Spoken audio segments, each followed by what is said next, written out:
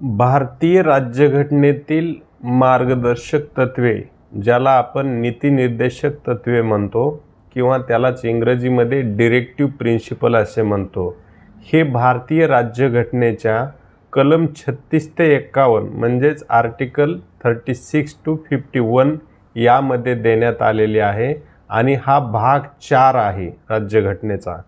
तर यामध्ये आज आपण आर्टिकल 36 पाहणार आहोत आणि या 36 मध्ये ज्याप्रमाणे भाग 3 मध्ये मूलभूत अधिकाराशी संबंधित राज्य या संकल्पनेची व्याख्या दिली गेली आहे, त्याचप्रमाणे मार्गदर्शक तत्वांसाठी उपयोगी अशी राज्य या संकल्पनेची व्याख्या या कलमात देण्यात आली आहे आणि या राज्य या संकल्पनेअंतर्गत देशातील संसद, राज्यातील विधिमंडळे आणि स्थानिक प्राधिकरणे येतील असे या कलमात उल्लेख केलेला आहे।